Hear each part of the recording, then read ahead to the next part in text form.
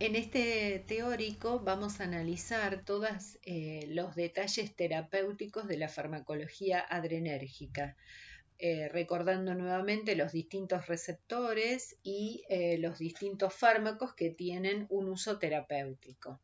En particular vamos a recordar entonces del teórico anterior sobre neurotransmisión los detalles que correspondían a la neurotransmisión simpática o adrenérgica, que en este esquema del sistema nervioso autónomo corresponde a fibras que están marcadas en rojo y que van a emerger de la médula desde los cuerpos neuronales que están en el asta intermedio lateral hacia los costados de la médula, donde tenemos la cadena de ganglios paravertebrales, ¿sí?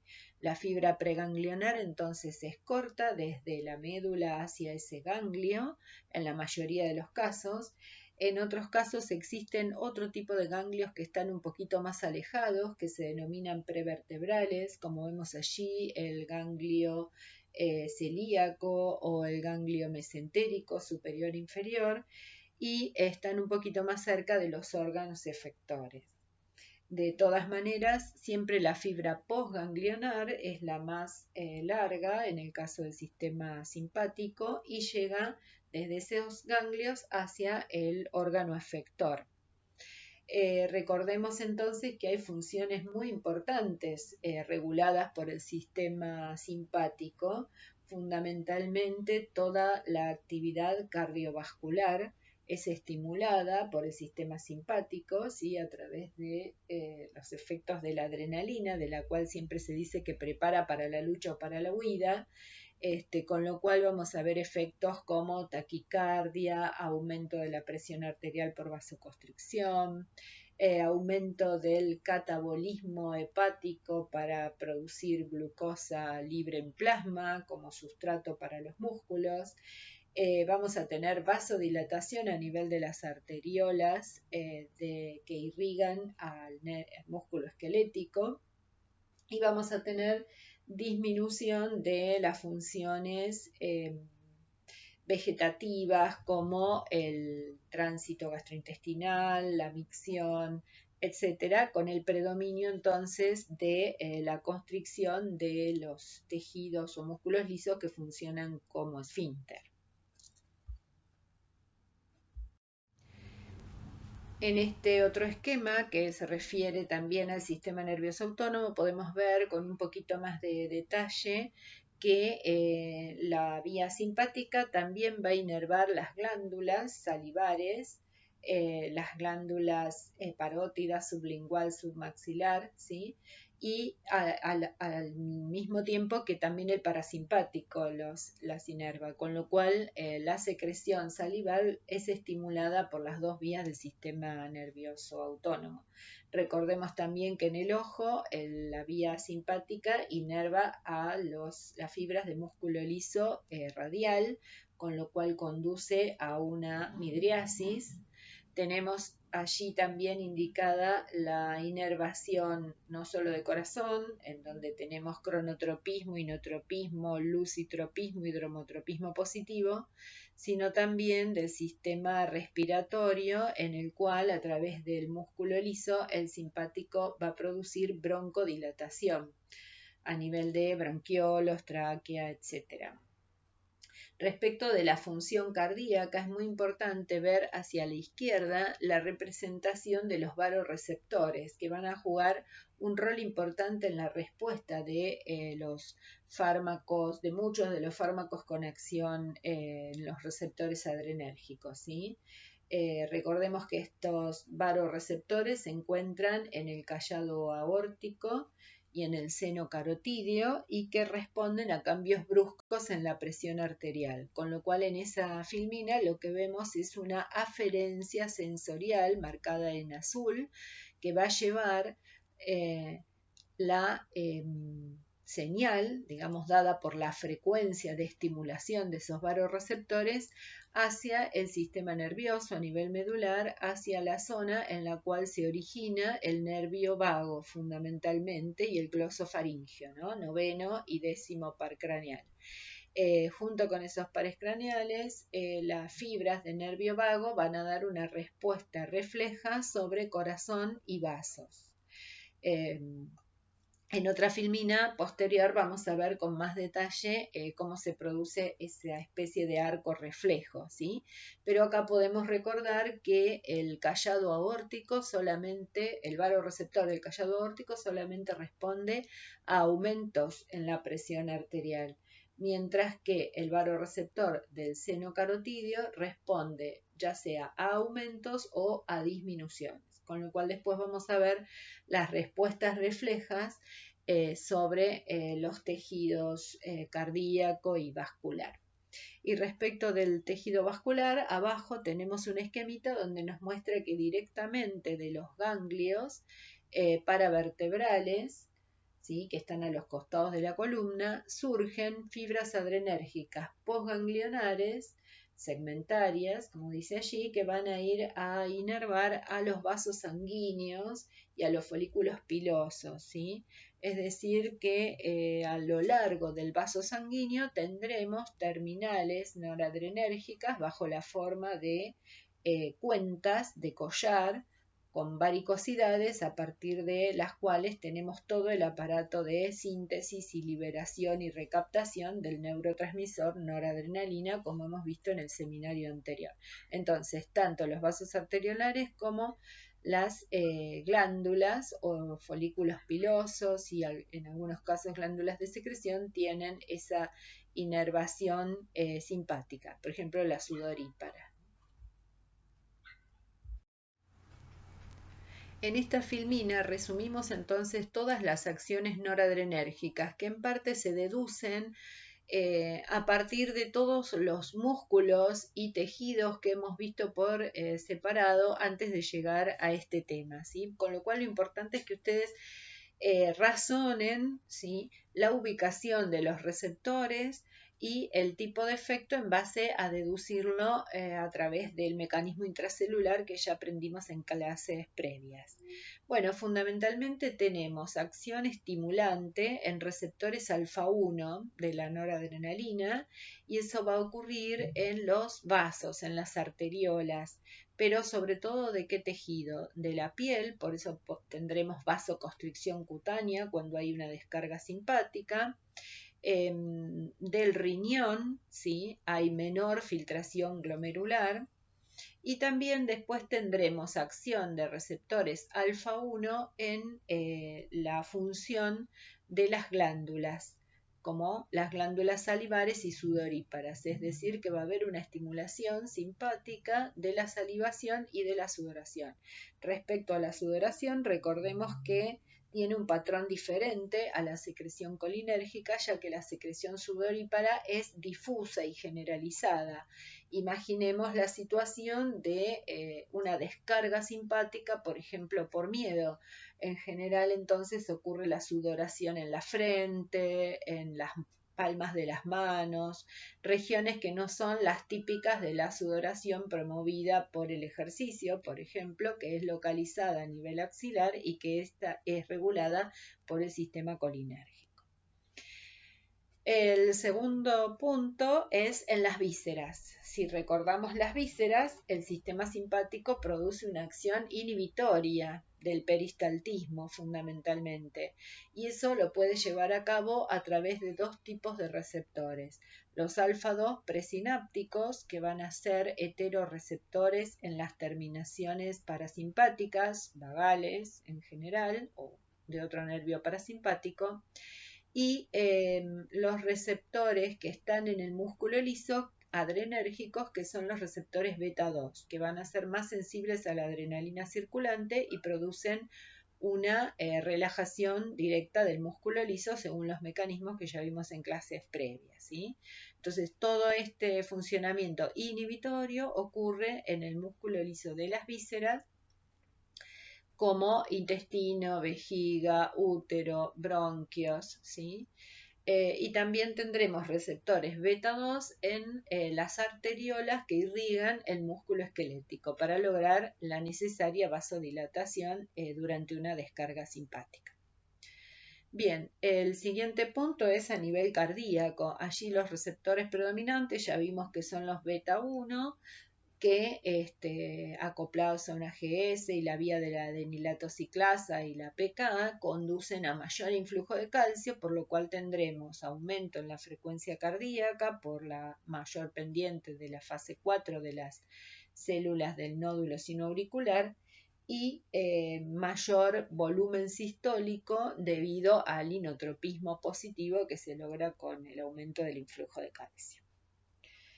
Otra función que está regulada por el sistema simpático es el metabolismo. Como dijimos, cuando se produce la descarga simpática, los tejidos van a requerir más energía para generar más contracción, movimiento, etcétera, o incluso a nivel neuronal. Entonces, el sustrato energético en general es la glucosa para el cerebro y para muchos de los tejidos, pero para el músculo podría ser la glucosa o los ácidos grasos, que le dan en realidad mayor cantidad de ATP por unidad de sustrato. Entonces, en ambos casos, la adrenalina es la encargada de estimular el catabolismo de ambos grupos de macromoléculas, es decir, la glucogenólisis en el hígado y en el músculo y la lipólisis o lipólisis en el tejido adiposo para proveer de ácidos grasos al plasma, ¿sí? En ambos casos los receptores son beta, está entre beta 1, beta 3, se habla ahora que en el tejido adiposo en general es beta 3, pero cualquiera sea el subgrupo beta, siempre el mecanismo intracelular es por la activación de la adenilato ciclasa. Bien, otra de las funciones es la modulación de la liberación de algunas hormonas, ¿sí? Que obviamente están reguladas por distintos ejes, en algunos casos hipofisarias, y entonces lo que produce la noradrenalina en general es una inhibición de la secreción de esas hormonas. Por ejemplo, a nivel hipofisario casi todas tienen receptores alfa-2 presinápticos y sobre todo es muy importante el receptor, digamos, presináptico o en las células directamente beta de Langerhans, donde se libera la insulina en el páncreas. Entonces, podríamos decir que la insulina siempre está teniendo una inhibición de su liberación por parte del sistema simpático. Obviamente es una inhibición parcial. Que hace que el sistema de liberación de insulina también esté trabajando en una mitad de camino, podríamos decir como la mayoría de los eventos en el organismo. Y eso resulta más económico para el organismo. Bueno, y también tenemos un receptor noradrenérgico que regula la liberación de renina en el aparato yuxtaglomerular del riñón.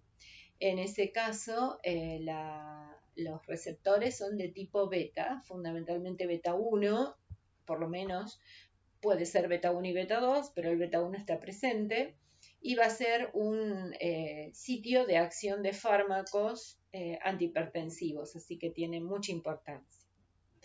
Después tenemos acciones centrales de la noradrenalina que vamos a estudiar más adelante cuando veamos la neurotransmisión central. Fundamentalmente la noradrenalina favorece el alerta, el despertar, la vigilia y por ende las aminas que liberan noradrenalina han sido clásicamente llamadas aminas despertadoras. Los receptores que están implicados son los alfa, de alguna forma, y también se asocia una actividad anorexígena parcial, digamos, no muy importante.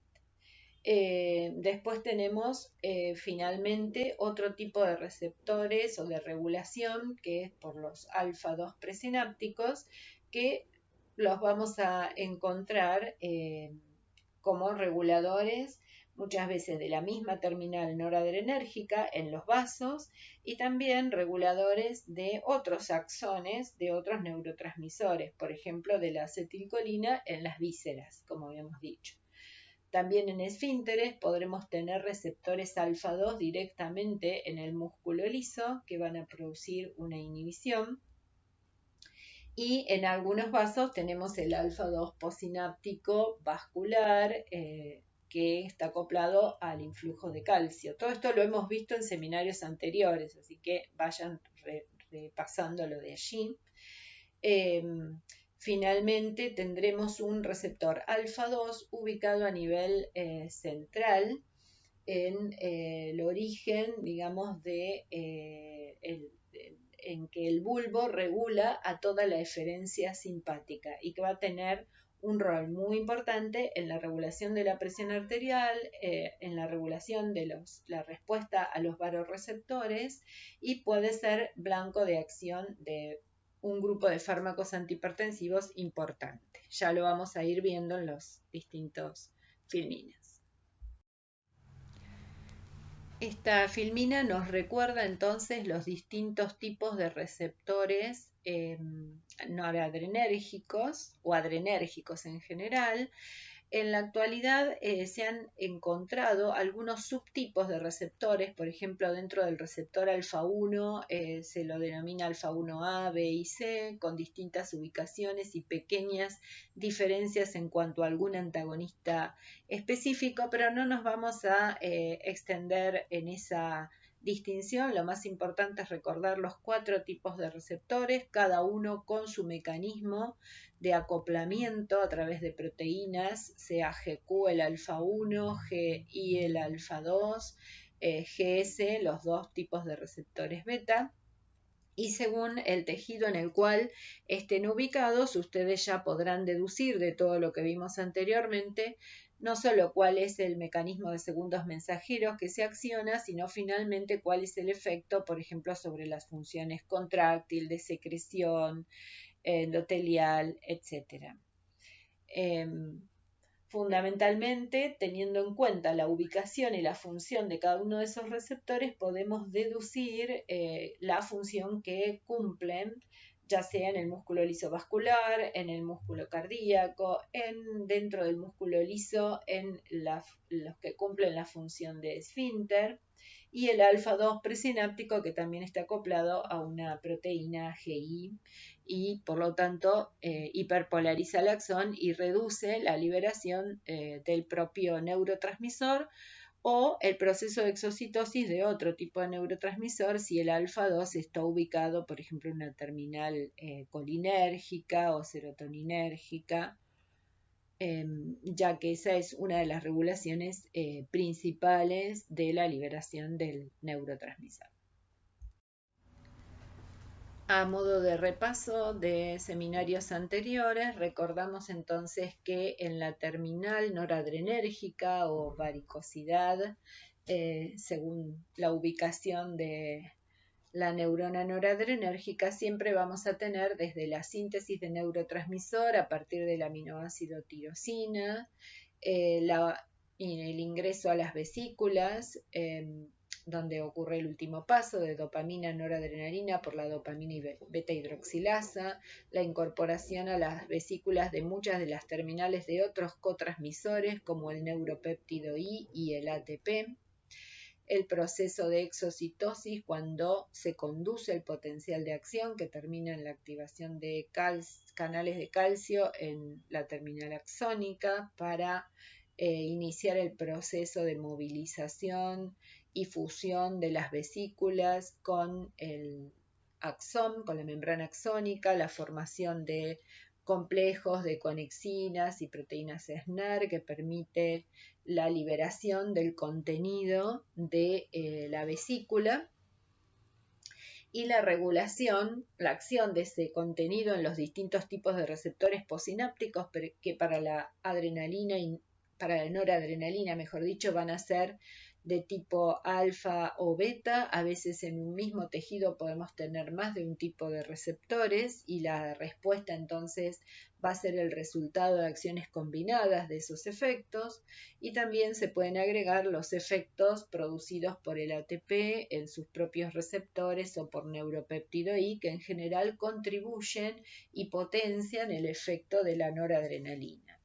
A su vez, la regulación presináptica ejercida por noradrenalina en el receptor alfa-2 presináptico, que ya explicamos, pero también el neuropéptido I puede actuar en sus propios receptores I2, y el ATP puede metabolizarse a adenosina, y la adenosina también generar estimulación de receptores purinérgicos presinápticos P1 que en conjunto con los I2 y con los alfa-2 van a activar la proteína GI en el axón y por polarizar y reducir entonces la exocitosis de vesículas, ¿sí? En cambio, un receptor beta-2 podría estimularla, pero dijimos que es menos habitual esa estimulación. La predominante siempre es la inhibición. Allí vemos también los sitios de acción de drogas que ya hemos tratado en seminario anterior. A nivel intraaxonal, la reserpina, una droga antigua que se utilizó como un antihipertensivo, porque inhibe la recaptación de la noradrenalina a partir del transportador BMAT al interior de la vesícula, con lo cual se deplesionan las vesículas en un tiempo prolongado a lo largo de un día. Después tenemos otro sitio de acción de drogas en el transportador NET o de captación 1 de noradrenalina al axón. Eso es inhibido por cocaína o por drogas antidepresivas, que son la desipramina, la imipramina y otros análogos que vamos a ver más adelante. El resultado de ellos es entonces la inhibición de algunos de los transportadores en un tejido, con lo cual los niveles de noradrenalina que quedan en la sinapsis van a ser mayores en presencia de estos fármacos, y eso hace que mayor número de receptores posinápticos respondan a la noradrenalina, por lo cual la respuesta posináptica se va a ver incrementada. Por ejemplo, si es una contracción, va a aumentar la fuerza de contracción. Bien, por otro lado tenemos también las acciones de las aminas indirectas, ¿no es cierto?, que pueden utilizar a favor de gradiente cuando aumenta la concentración de la amina indirecta en el medio, pueden desplazar y ser captadas por el transportador NET de captación 1. Y de esa manera predisponen a invertir el gradiente con el eflujo de sodio a través de ese mismo transportador, ¿no es cierto? El intercambio facilitado 1 a 1, una amina indirecta que ingresa y una noradrenalina que fluye hacia el espacio sináptico por difusión, y que proviene también del intercambio 1 a 1 que se produce en el transportador de la vesícula. Bueno, en este seminario vamos a hablar de los efectos terapéuticos de estas aminas indirectas como pseudoefedrina, pemolina, metilfenidato, siendo pemolina y metilfenidato las dos únicas que quedan en el mercado del gran grupo de anfetaminas, que en una época tuvo varios exponentes. Y también la efedrina tiene una acción mixta, es decir, puede actuar igual que la pseudoefedrina como amina indirecta por ese mecanismo, y en parte también puede actuar directamente en los receptores beta-2 del bronquio, por lo cual en una época era un buen broncodilatador y, como dijimos, ya se lo sacó del mercado, no se puede comercializar más, y bueno, también fue superado por otros medicamentos más seguros. Bueno, otra de las características es considerar la relación estructura-actividad de estas aminas sobre los receptores noradrenérgicos o adrenérgicos en general, ¿sí? Y para ello es muy interesante analizar que tanto las estructuras naturales como adrenalina, noradrenalina, dopamina, como muchos de sus derivados sintéticos tienen las características que le dan mayor actividad. Y entonces, bueno, esto va a ser también un blanco de modificaciones químicas cuando se quieren lograr otras propiedades, ¿sí? por ejemplo, la condición de mayor actividad en receptores alfa y beta la da fundamentalmente la presencia de un anillo aromático separado por dos carbonos del grupo amino, ¿sí? Entonces eso es una estructura de beta-feniletilamina, considerando que el receptor beta es el carbono que está más alejado del grupo amino, ¿sí? Y por ende en este caso donde sustituye el grupo fenilo. La otra característica es que recordemos que el último paso de síntesis es fundamentalmente, uno de los primeros pasos de síntesis en realidad es fundamentalmente la inclusión de un grupo hidroxilo en el anillo aromático, ¿no es cierto? La tirosina hidroxilasa incorpora un segundo hidroxilo a la estructura para hidroxifenil, ¿sí? Y en ese caso aparece, habíamos dicho, una estructura que se llama catecólica, que en realidad químicamente puede llegar a ser inestable porque pierde agua y da una estructura quinona en el anillo aromático, pero biológicamente, donde tenemos la presencia de antioxidantes naturales, como puede ser la vitamina C, que se acuerdan que está incluida también en la vesícula, es una estructura totalmente potente en los receptores tanto alfa como beta adrenérgicos, ¿sí? Y vemos que allí tenemos representadas las tres catecolaminas naturales, ¿no es cierto? La última sería la dopamina, que es la precursora de noradrenalina, es catecolamina y vamos a ver que tiene una acción, por ejemplo, en receptores beta adrenérgicos, es capaz de estimularla, además de que la dopamina después va a actuar en receptores propios dopaminérgicos, ¿sí? Después tenemos la norepinefrina, catecol, sin sustituyentes en el grupo amino, y tenemos también la epinefrina o adrenalina, similar a la norepinefrina, pero que tiene incorporado el grupo metilo en el grupo amino, ¿sí? Acá entonces tenemos que ver las diferencias entre ambas. Tanto adrenalina como noradrenalina son muy efectivas en los receptores alfa 1, alfa 2 y beta 1, ¿sí? Pero la norepinefrina pierde una parte de su actividad, buena parte de su actividad, mejor dicho, en los receptores beta 2, mientras que la adrenalina la conserva, ¿sí? Y eso es debido a que tiene un sustituyente en el grupo amino. Y la relación estructura-actividad nos dice que cuanto los fármacos tienen un sustituyente de mayor volumen en el grupo amino, más efectividad tienen en receptores beta. Bien, la otra característica es la sustitución en el carbono alfa. Puede ocurrir, y lo vamos a ver en la filmina que sigue, que algún fármaco tenga un sustituyente en el carbono alfa, es decir, el que esté más cerca del grupo amino. Pueden tener un metilo en esa situación y entonces van a tener una estructura de fenil isopropilamina. Esa característica le da mucha mayor lipofilia y también le da un impedimento estérico en el grupo amino en la acción de la enzima monoaminooxidasa, la MAO, con lo cual van a ser fármacos que puedan atravesar la membrana más fácilmente y especialmente la barrera hematoencefálica y tener acción a nivel central y acumularse en el tejido adiposo porque son más lipofílicos y a su vez van a ser mucho más resistentes a la acción de la MAO que las catecolaminas endógenas. Van a hacer eso la estructura típica de las aminas de acción indirecta.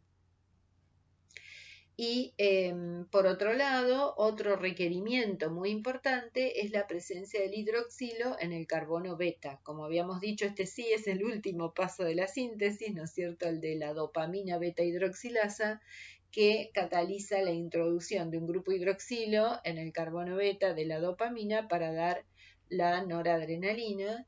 Y esta sustitución es le aporta, digamos, un aspecto más hidrofílico, por lo cual estos catecolaminas van a tener más acción a nivel periférica sin llegar a atravesar la barrera hematoencefálica. Eso no quiere decir que en el cerebro no haya. En el cerebro va a haber producción de noradrenalina dentro de las neuronas y también va a quedar, digamos, liberándose en el entorno. Lo que no hay es un pasaje a través de la barrera hematoencefálica de estas catecolaminas liberadas en la periferia, nunca van a llegar a nivel central, sino que tienen que ser liberadas en el propio sitio. Bueno, en esta filmina entonces tenemos resumido cómo las características de estructura química que mencionamos anteriormente determinan en buena parte la selectividad de ese compuesto por los distintos tipos de receptores adrenérgicos. ¿Sí? Vamos a resumir entonces. En el centro tenemos a la noradrenalina, ¿sí? Estructura catecólica, 2 carbonos como estructura beta-fenil-etilamina, un hidroxilo en beta y ninguna sustitución en el grupo amino. Mientras que la adrenalina es similar, pero con el sustituyente de un metilo en el grupo amino. Esos van a ser agonistas selectivos prácticamente de todos los receptores, pero dijimos que la adrenalina tiene mucha más actividad en beta 2 que la noradrenalina. Prácticamente la noradrenalina no actúa en los beta 2 porque no tiene sustituyente en el grupo amino. Veamos hacia arriba a la izquierda cómo se logra la acción en los receptores alfa como agonistas alfa. En general, el grupo amino, libre sin ningún sustituyente, pueden tener un sustituyente metilo en el carbono alfa, en esos casos metaraminol, metilnoradrenalina, pero vamos a ver después otros agonistas alfa. Entonces, sin sustituyentes en el grupo amino preferiblemente. En cambio, arriba, en el centro, tenemos la acción agonista en beta, que dependía, dijimos, de que se incorpore un sustituyente voluminoso en el grupo amino. Eso es lo que da la interacción con el receptor beta.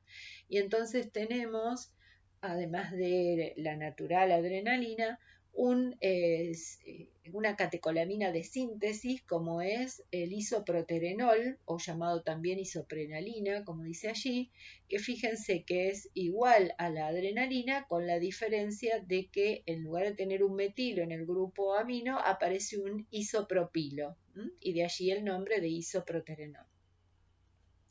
Y también tenemos otra molécula agonista beta que es particularmente más activa en beta 2, que es el salbutamol.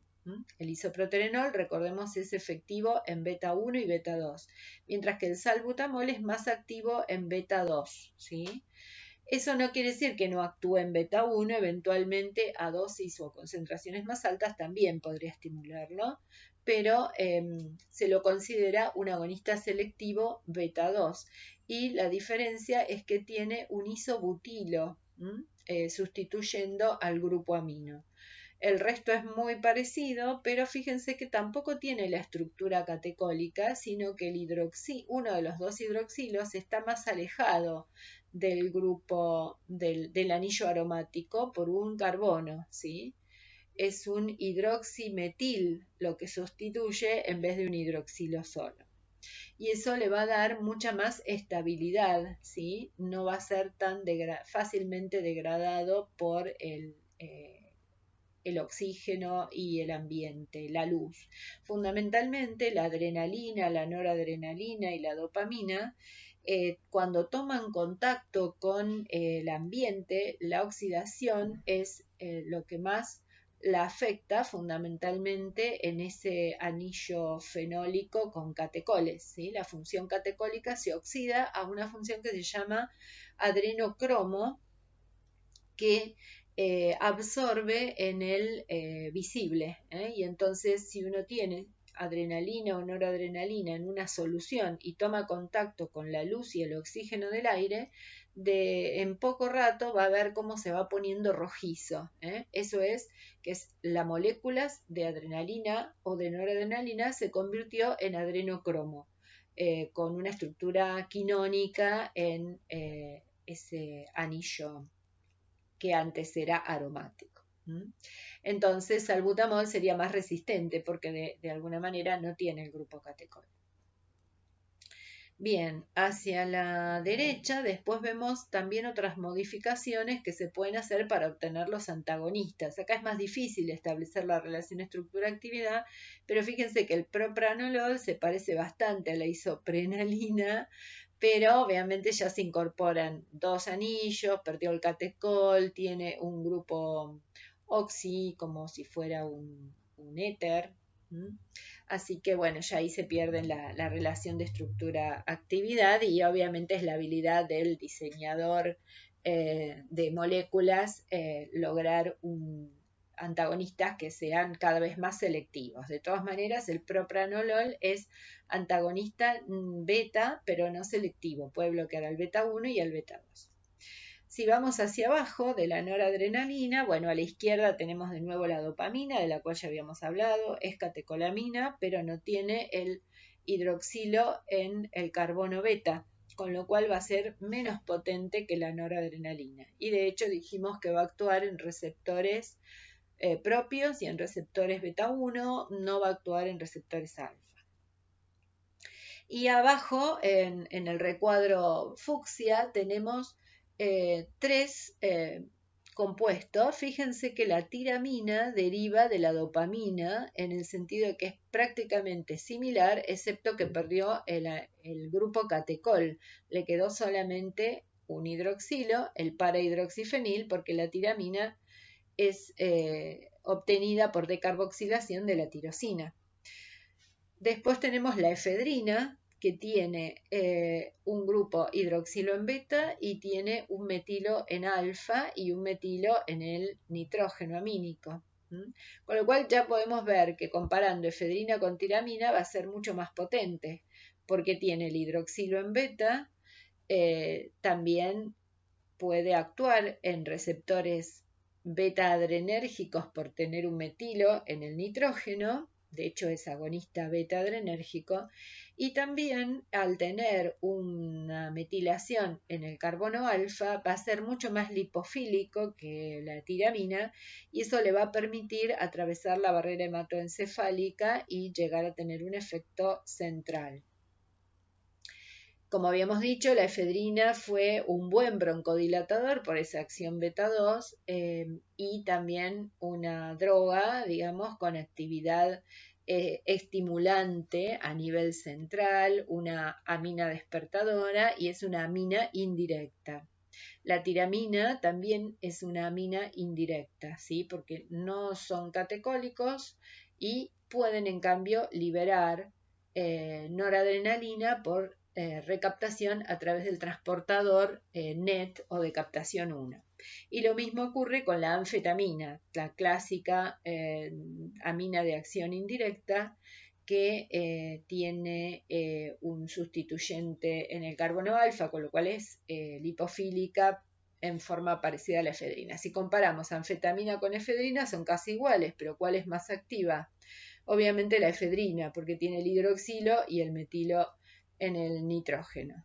Así que ambas, tanto efedrina como anfetamina, van a tener acción estimulante a nivel central.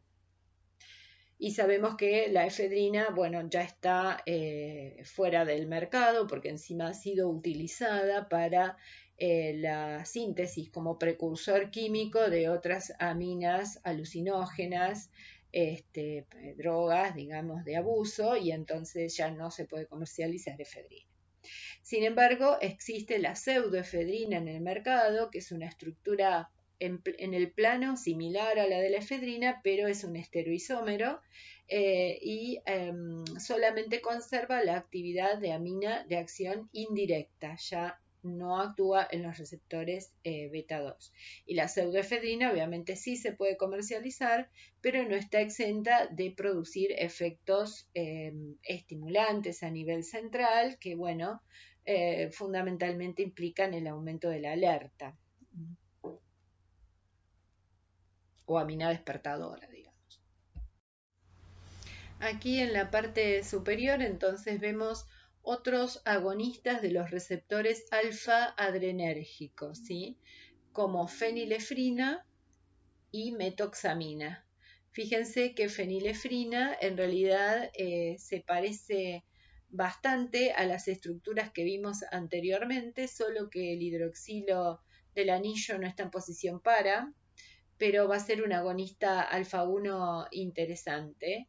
Y la metoxamina también es un agonista alfa 1 que tiene más actividad incluso que la fenilefrina, bueno, con una modificación de aparición de grupos metoxi. Y debajo lo que vemos son agonistas de los receptores beta. Ahí podemos ver que en los receptores beta 1, además de adrenalina, isoproterenol, que ya habíamos dicho, puede actuar la dobutamina, que además es una mezcla de estereoisómeros R y S, pero que en el conjunto predomina la acción en el receptor beta 1. Fíjense que la dobutamina son como dos moléculas unidas, ¿no es cierto? Ya empiezan las modificaciones un poco más extrañas, pero uno puede verlo como que en el grupo amino, que tenemos en la parte de más arriba, existe un gran sustituyente que sería toda la segunda parte, la parte inferior, digamos, de la molécula, y bueno, por eso dobutamina actúa en beta 1, ¿sí? Acordémonos, el sustituyente voluminoso en el amino. Y a la derecha tenemos el prenalterol, que es un fármaco que surgió hace unos años, como muy interesante, con menos actividad que los anteriores y prácticamente no logró imponerse mucho en el mercado. Útil para todo lo que es cardíaco y con acción agonista más beta 1 que beta 2. Y en la parte de abajo vemos dos agonistas típicos de los receptores beta 2 selectivos. Hoy habíamos hablado del salbutamol. Ahí aparece también la terbutalina. Ambos son utilizados como buenos broncodilatadores. Fíjense que también tiene el grupo voluminoso, creo que es isopropilo o isobutilo en el grupo amino. Y el otro compuesto es la ritodrina, ¿sí? La ritodrina va a ser un agonista muy importante en los receptores beta 2 del útero para prevenir las contracturas o contracciones prematuras en el embarazo. Así que bueno, es interesante analizar esta relación estructura-actividad. No es que se tengan que saber las fórmulas de estos últimos compuestos de memoria, pero sí los requisitos de efectividad que vimos en la filmina anterior, ¿sí? Es básico para entender la acción más potente de las catecolaminas y las diferencias que hacen que se pueda unir en general a un receptor alfa o a un receptor beta y estimularlo como un agonista. Bueno, esta filmina es simplemente para que recordemos que una de las funciones principales que va a ser regulada por el sistema simpático es la presión arterial.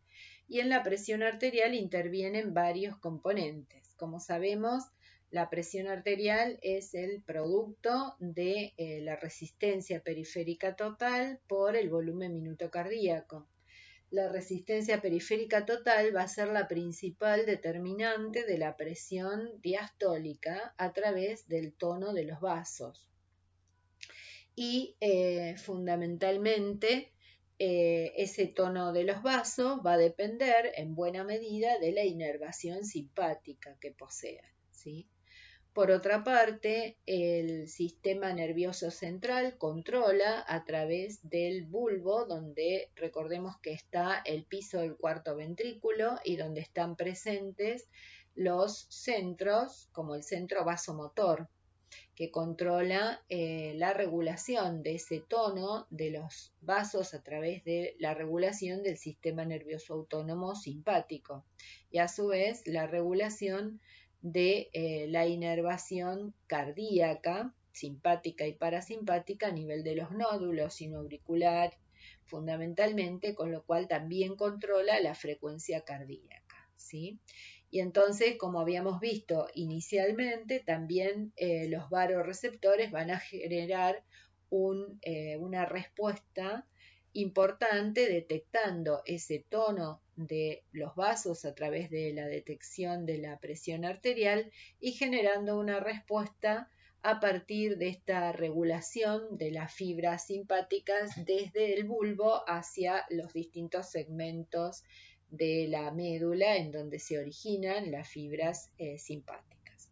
Bueno, este esquema también nos recuerda que tendremos sitios de acción de fármacos donde están los receptores que vamos a ir viendo gradualmente en las distintas filminas. Entonces, en principio, recordar que en los vasos tenemos predominio de los receptores alfa 1, en el corazón tenemos predominio de los receptores beta 1, en el sistema nervioso central, en esa regulación del bulbo sobre el sistema nervioso autónomo, vamos a tener receptores alfa 2, y también en todos los ganglios del sistema nervioso simpático tendremos receptores nicotínicos ganglionares.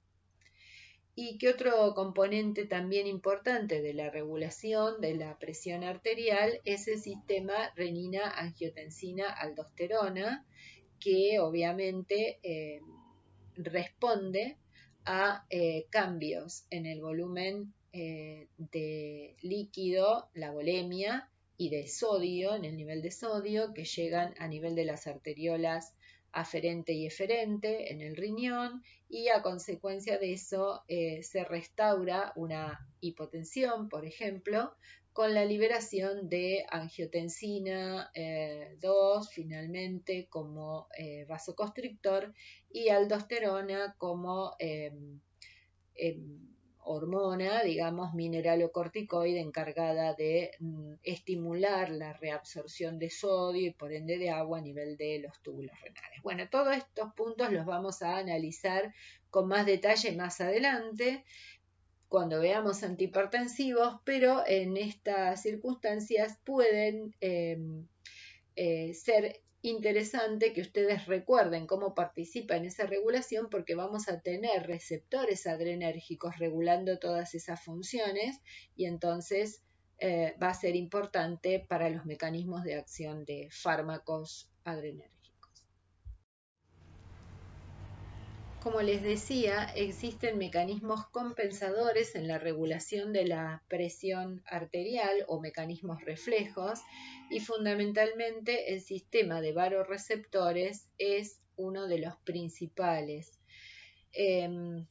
Fundamentalmente habíamos dicho que los varoreceptores están ubicados, podemos verlo en el esquema de arriba a la izquierda, están ubicados en el callado aórtico o en el seno carotídeo. Desde allí tienen una frecuencia de disparo de potenciales de acción a través de una neurona que es un axón que tiene un sentido antidrómico o aferente hacia el ganglio biaxónico y desde el ganglio hacia el piso del cuarto ventrículo a nivel del bulbo, que es el esquema que tenemos aquí. Fíjense que allí hace sinapsis con interneuronas inhibitorias y estas interneuronas inhibitorias tienen receptores de tipo alfa 2, ¿sí? Estos alfa 2 están acoplados a una proteína GI, con lo cual el resultado es que se va a hiperpolarizar. Esto corresponde a la zona del centro vasomotor, que es lo que está marcado allí con el número 3. Y entonces existe una hiperpolarización intermedia que va a atenuar ese potencial que provino desde los varoreceptores. Esto hace sinapsis con las distintas células o fibras preganglionares simpáticas que se pueden encontrar a las distintas alturas o segmentos de la médula espinal. En conclusión, siempre este receptor alfa 2 va a participar en una regulación de la eferencia simpática. Desde el ganglio, que sería el paso número 4, obviamente surge la fibra noradrenérgica o fibra postganglionar del sistema simpático, que finalmente va a inervar, por ejemplo, al músculo liso de las arteriolas. Entonces, ¿cómo funciona esto? Cuando la presión arterial originalmente es alta, ese aumento en la frecuencia de la aferencia de la fibra del varoreceptor estimula a estas neuronas donde están los receptores alfa 2 y se atenúa la eferencia simpática, o sea, la inervación noradrenérgica en el vaso va a ser reducida, se inhibe ese control simpático, con lo cual la presión que era alta ahora va a ser compensada con menor tono de los vasos y va a reducirse la presión. A su vez, en esta cercanía del centro vasomotor emergen, fíjense, los nervios de los pares craneales, en donde conjuntamente surgen fibras del sistema nervioso autónomo, ¿sí? Junto con el 10º par craneal emergen las fibras del nervio vago, y el nervio vago va a inervar al nódulo sinoauricular cardíaco. Con lo cual, también cuando la señal inicial era un aumento en la presión brusco, tendremos una respuesta estimulante de la acción vagal que conduzca a una bradicardia, y de esa manera la bradicardia también ayuda al descenso en la presión, ¿sí? Entonces, el punto que nos va a interesar es que cuando un fármaco produzca un cambio brusco en la presión arterial, por ejemplo, un aumento brusco en la presión arterial, vamos a tener una bradicardia refleja. También ocurre lo opuesto. Cuando tenemos un descenso en la presión arterial, si es brusco, entonces se va a reducir la frecuencia de disparo de estos varoreceptores y de la neurona aferente, y a nivel del centro vasomotor y del piso del cuarto ventrículo en el bulbo va a haber una atenuación de la inhibición que teníamos antes, con lo cual la eferencia simpática va a estar incrementada y entonces el tono de los vasos se acentúa. Eso ayuda a restaurar la presión que estaba en descenso. Y a su vez, a nivel del corazón, las fibras vagales van a ser inhibidas, ¿sí? A través de un alfa 2 que, digamos que regula la salida de las fibras vagales desde el núcleo del tracto solitario, que está en la cercanía, ¿sí? Entonces, en ese caso, un descenso brusco en la presión arterial va a atenuar la inervación vagal en el corazón, con lo cual va a producir taquicardia refleja. Bueno, repásenlo, esto ustedes lo sabían de fisiología, lo único que estamos agregando acá es, además de traerlo a la memoria porque va a participar este mecanismo, estamos agregando la existencia de un receptor alfa 2 en esa regulación de las eferencias simpática y parasimpática a nivel del centro vasomotor del bulbo. Bien, la otra regulación que tenemos arriba a la derecha, habíamos dicho que es la cascada renina-angiotensina-aldosterona, en donde el aparato yuxtaglomerular o las células del aparato yuxtaglomerular están rodeando a la arteriola aferente, como vemos allí, y tienen una inervación por los nervios renales. En esa inervación, donde se libera noradrenalina, son nervios simpáticos, el receptor postsináptico es de tipo beta 1. Entonces, la acción de noradrenalina en beta 1 estimula la liberación de renina, aunque la renina, obviamente, la liberación de renina va a ser disparada por, como habíamos dicho, una baja volemia o un bajo nivel de sodio que se detecta en los baro y quimioreceptores de la mácula densa, ¿sí? Que son los que vemos allí, una especie de cilindro de células. Eso correspondería a la detección y a las células de la mácula densa. Y entonces hay una señal que se traslada, de esto vamos a volver a hablar más adelante, hacia las células de yuxtaglomerulares para la liberación de renina. Pero entonces la vía simpática continuamente está estimulando la liberación de renina y allí también vamos a tener sitio de acción de beta bloqueantes que van a terminar dando un efecto antihipertensivo. Bueno, ahora que recordamos estos reflejos, entonces vamos a analizar con más detalle en las próximas filminas los efectos de las catecolaminas en la presión arterial. Volviendo a las selectividades de los agonistas adrenérgicos, entonces es muy importante considerar eso, ¿sí? La selectividad siempre corresponde a que en concentraciones, principalmente en concentraciones medias, en donde es efectivo, principalmente el efecto actúa en determinados tipos de receptores.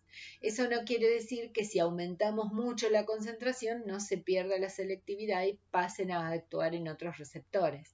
Pero fundamentalmente de eso se trata la actividad farmacológica. Como decimos, siempre los fármacos se van a agregar en concentraciones intermedias, que después se van a denominar concentraciones efectivas para aproximadamente el 50% de la respuesta, y en general no se utilizan concentraciones supramáximas porque allí se pierde la selectividad. Ese es un concepto general de farmacología, ¿sí?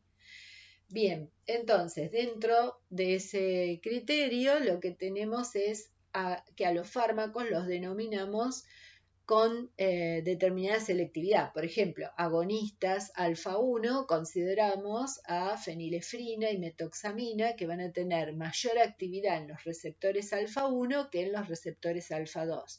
Y fíjense que a su vez eso es muchísimo más activo que en los receptores beta. Por eso se considera que prácticamente no actúan en los receptores beta a concentraciones efectivas. Por el contrario, clonidina y metildopa o también metilnoradrenalina van a actuar más en los receptores alfa-2, más selectivamente en los receptores alfa-2 que en los alfa-1, y también descartada la acción en beta a concentraciones efectivas. En cambio, las catecolaminas naturales son mucho más amplias. La adrenalina es la más amplia de todas porque actúa por igual en los 4 tipos de receptores. Sin embargo, a concentraciones muy bajitas puede llegar a ser selectivo en beta 2 y no alcanzar a actuar en las otras receptores, ¿sí? Eso es porque es más afín por el receptor beta 2. Entonces, cuando es muy baja la concentración, podemos lograr ver un efecto beta 2 sin estimular a los otros receptores.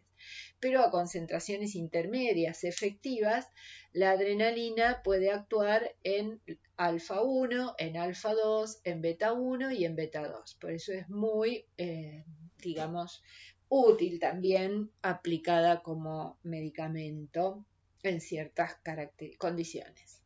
La noradrenalina en general no se va a utilizar como medicamento, muy poquito, va a ser liberada del axón noradrenérgico y como dijimos va a tener acción en alfa 1 y en alfa 2 y en beta 1, pero prácticamente a concentraciones medias efectivas no llega a actuar en los receptores beta 2.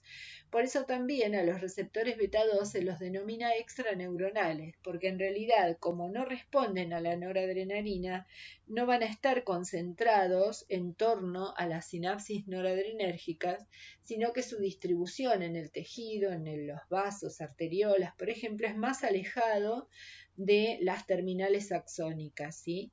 Se lo denomina extraneuronal y porque responde a la adrenalina circulante en lugar de a la noradrenalina. En cambio, los receptores alfa y los receptores beta 1 van a estar muy concentrados cerca de la terminal axónica, que es donde se libera el neurotransmisor que normalmente mantiene la función de esos receptores. Si después vemos los agonistas beta, habíamos dicho que dobutamina tiene una acción en receptores beta 1 fundamentalmente, más en beta 1 que en beta 2 y prácticamente nada en alfa. El isoproterenol es un agonista no selectivo de los receptores beta 1 y beta 2, o sea que actúa por igual en ambos, es muy cronotrópico positivo y broncodilatador.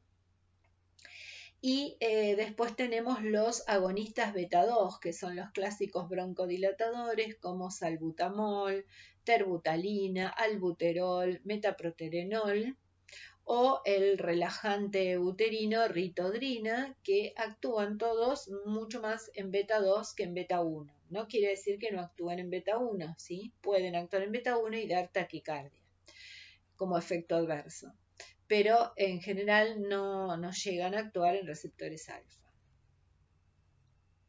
Bueno, allí también se habla de agonistas de la dopamina y ese tema lo vamos a dejar para más adelante, pero bueno, en el corazón hay receptores de dopamina, ¿sí? La dopamina también estimula la proteína GS acoplada en hilatociclasa, es decir, que los efectos de dopamina en su receptor D1 se suman con igual mecanismo intracelular a los del receptor beta de adrenalina o de algún agonista beta. Bueno, a la derecha entonces lo que tenemos es un registro de la presión arterial. ¿Qué efectos va a producir? Arriba adrenalina, epinefrina, ¿sí? Tenemos una banda roja que nos dice la línea debajo de la línea de esa banda roja corresponde a la presión diastólica, 80 milímetros aproximadamente, y la banda superior corresponde a la presión máxima sistólica, ¿no es cierto?, de 120 milímetros de mercurio dentro de los valores normales. Fíjense que cuando agregamos epinefrina, la presión diastólica cae, mientras que la presión sistólica aumenta. ¿Cómo lo explicamos? Siempre que tenemos que deducir cambios en la presión arterial, tenemos que mirar primero la presión diastólica. ¿Por qué? Porque la presión diastólica depende del tono de los vasos, ¿sí? Entonces, que tengamos una caída en la presión diastólica nos indica que hubo una vasodilatación. Entonces, ¿por cuál de los efectos de la adrenalina podemos explicar una vasodilatación? La adrenalina va a actuar en alfa 1, en alfa 2, en beta 1 o en beta 2, ¿sí? Pero en los vasos, ¿qué tenemos? Alfa 1 y beta 2, de los cuales solo el beta 2 es el que lleva a vasodilatación por la vía del MP cíclico y la PKA, recordamos. Entonces, lo que estamos viendo es lo que ocurre con una dosis bien baja de adrenalina, ¿sí? Una dosis bien baja de adrenalina que va a estimular fundamentalmente a los receptores beta 2. A su vez hay diferencia entre los distintos lechos arteriolares, como habíamos dicho, y por ejemplo las arteriolas que irrigan al músculo esquelético van a tener mucha más cantidad de beta 2 que de alfa 1, con lo cual es muy probable que esa caída en la presión arterial sea debida a la acción preponderante en las arteriolas que tienen más receptores beta 2, como las del músculo esquelético. En la sistólica lo que vemos es el producto, digamos, de la acción sobre el corazón. ¿Por qué? Porque en realidad estos registros corresponden a ondas, ¿no es cierto? Si nosotros lo viéramos a mayor velocidad de registro, podríamos ver las onditas que continuamente oscilan entre la presión diastólica y la sistólica, la diastólica y la sistólica, ¿sí? Entonces, sobre la presión diastólica que me marca el tono de los vasos, llegamos a la sistólica por un salto, un aumento de presión que depende de cuánto bombeó el corazón, ¿sí? Ya que la arteria actúa, ¿no es cierto?, como un elemento elástico que responde con cambio en la presión a esa onda que llega desde el corazón. Entonces, la diferencia entre presión sistólica y diastólica fundamentalmente me marca cuánto expulsó el corazón y por ende va a ser proporcional al volumen sistólico. El volumen sistólico depende del inotropismo cardíaco y sabemos que adrenalina actúa en receptores beta 1 en el corazón, con lo cual aumenta el inotropismo. Por eso la diferencia entre sistólica y diastólica ha aumentado mucho con adrenalina. Obviamente también tenemos un efecto en la frecuencia. En este caso el efecto en la frecuencia está mostrado en el segundo gráfico que dice heart rate, y sabemos que adrenalina, al aumentar las corrientes de calcio, la activación de los canales de calcio por fosforilación vía proteínquinasa A, va a aumentar la pendiente de la fase 4 del potencial de acción de las células marcapaso y por ende va a aumentar la frecuencia cardíaca. Bueno, esos efectos obviamente alcanzan un máximo aproximadamente a los 5 minutos del inicio de la administración intravenosa de la adrenalina y después decaen hasta volver a los niveles normales. Y eso se debe a que la adrenalina se va degradando en plasma, como habíamos dicho, porque se oxida el catecol, porque existe monoaminoxidasa, etc. En el gráfico de abajo, los dos gráficos de abajo, vemos los efectos de noradrenalina, ¿sí? Y fíjense que hay diferencias sobre todo en los efectos a nivel de la presión diastólica. ¿Por qué? Porque la noradrenalina va a actuar en alfa 1, en alfa 2, en beta 1, pero no en beta 2. Con lo cual, en los vasos va a predominar la vasoconstricción dada por el receptor alfa 1 y por ende aumenta la presión diastólica. La presión sistólica también aumentó, pero fíjense la diferencia, o sea, la altura de esa onda, ¿sí? La diferencia entre la presión sistólica y la presión diastólica también aumentó. Si lo vemos en el máximo, esa altura es mayor que antes de agregar noradrenalina. Y eso es debido a que la noradrenalina también actúa en los receptores beta 1 cardíacos, aumenta el inotropismo y por ende aumenta el volumen sistólico. ¿Y qué pasó con la frecuencia cardíaca? Heart rate. Lo que vemos es que hay una respuesta tipo en espejo, ¿no es cierto?, simétrica. Cuando aumentó la presión arterial, se produjo una caída en la frecuencia cardíaca, con una forma parecida. Quiere decir que los cambios en la frecuencia son reflejos a los cambios en la presión, y eso es porque allí participó el reflejo de varoreceptores, ¿sí?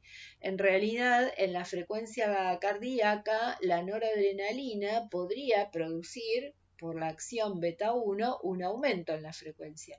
Sin embargo, se suman esa acción directa, aumento en la frecuencia, con un efecto reflejo de varoreceptores y en este caso predominó el reflejo de varoreceptores. Eso puede depender mucho de la concentración de noradrenalina. Seguramente a concentraciones más altas, el efecto directo en los vasos, en el corazón y en los nódulos sinoauricular va a predominar y también vamos a tener taquicardia.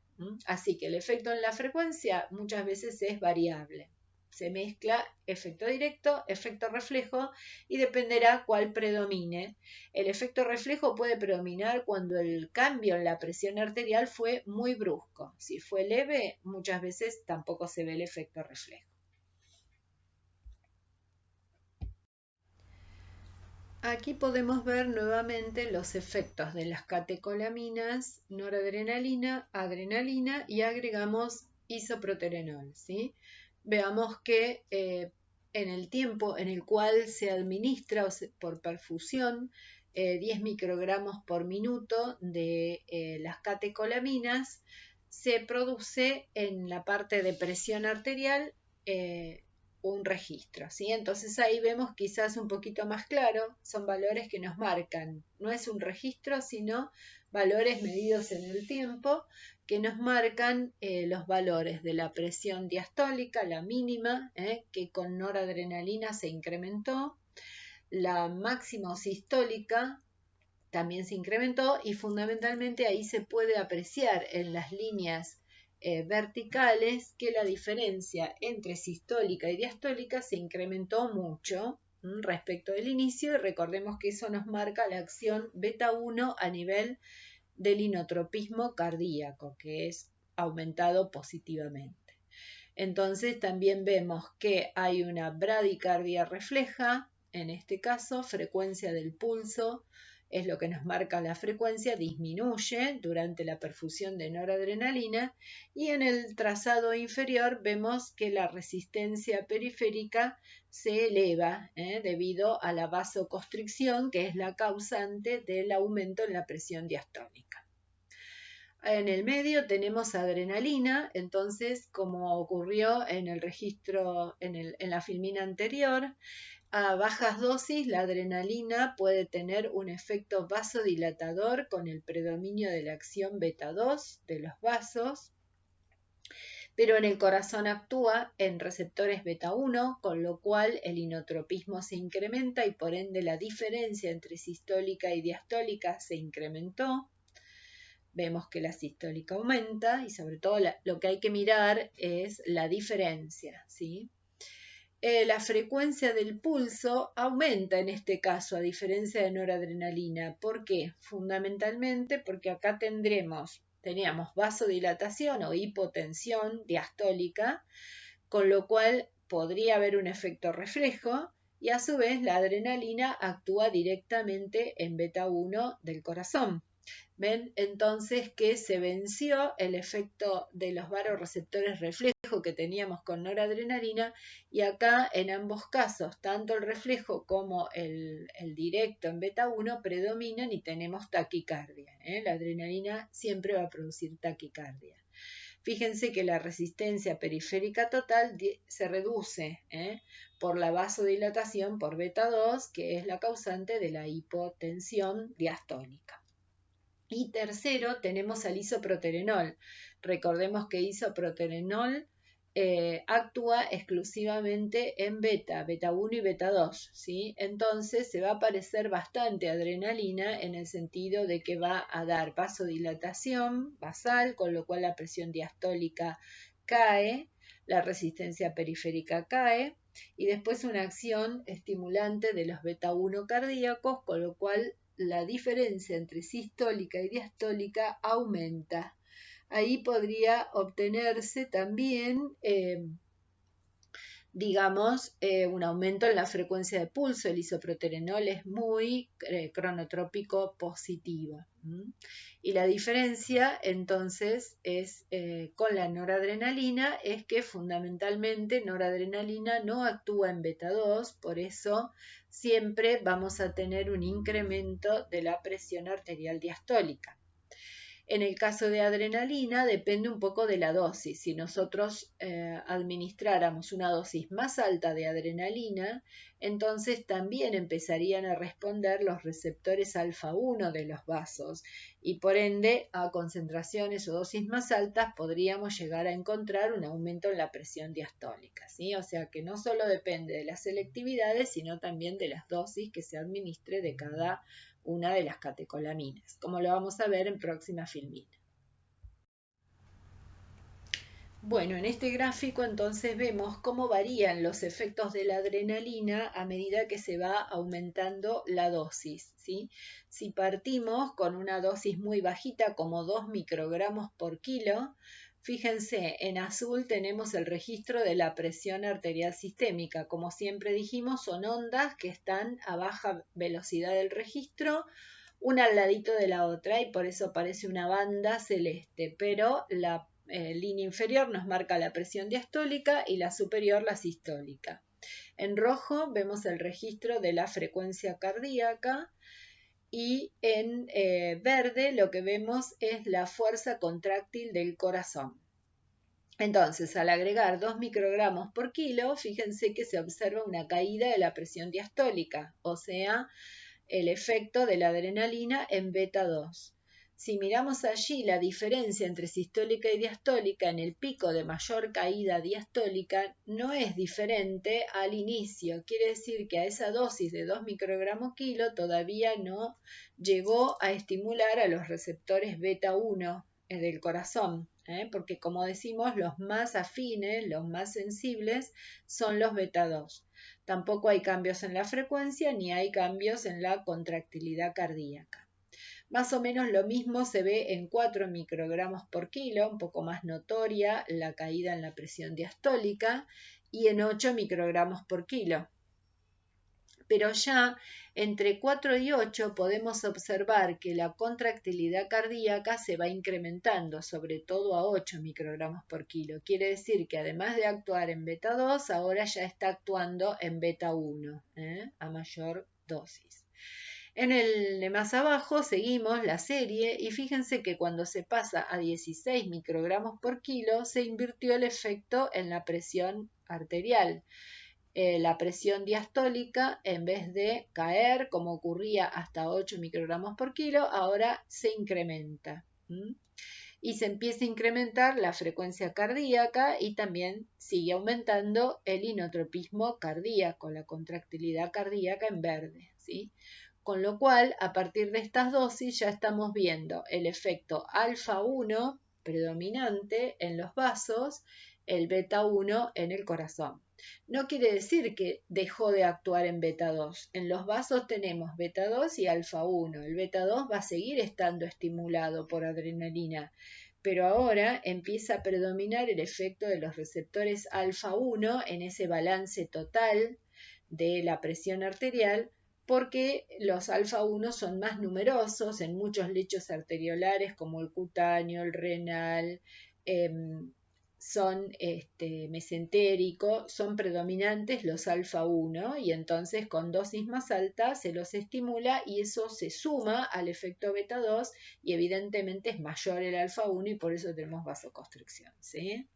Lo mismo sigue ocurriendo a 32 microgramos kilo, más efecto alfa 1, más efecto beta 1 sobre la frecuencia cardíaca y más efecto beta 1 sobre la contractilidad cardíaca y también a 64 microgramos kilo, ¿sí? Entonces, de nuevo, la afinidad es mayor para los beta 2, por eso hay forma de que respondan solo ellos a muy baja dosis de adrenalina. Después le siguen los beta 1 y después le siguen los alfa 1, que son los que finalmente van a dar una respuesta mayor porque tienen mayor número de receptores.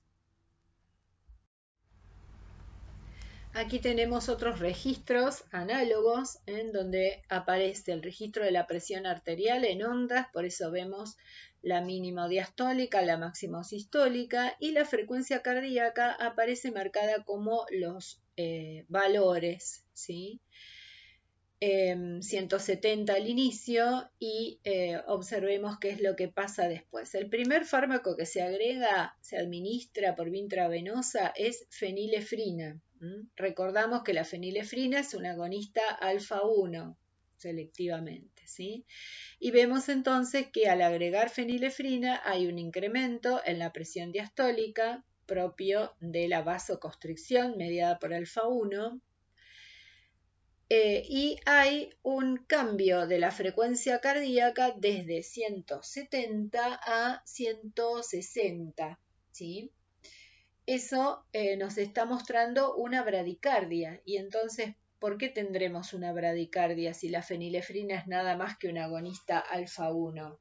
Fundamentalmente eso nos está mostrando el efecto reflejo de vasoreceptores, porque el aumento en la presión diastólica era grande y entonces responden los vasoreceptores con una estimulación de la respuesta vagal a nivel cardíaco. Bien, en el segundo registro tenemos adrenalina, es más o menos lo mismo que hemos charlado antes, pero veamos en esta situación, depende de la dosis que se administró, cómo responde. Fíjense que con adrenalina primero tenemos un aumento en la presión diastólica, ¿sí? Con lo cual nos dice que la dosis esta de adrenalina es relativamente alta, no es de las menores, ¿sí?